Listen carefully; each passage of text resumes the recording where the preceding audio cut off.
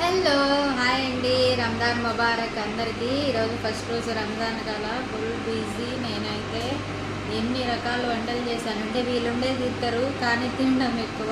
చూసేయండి ఏం చేశాను. ఇది వచ్చేసి లెజానియా అనమాట. లెజానియా చికెను మష్రూమ్ వేసి చేశాను, ఓకేనా.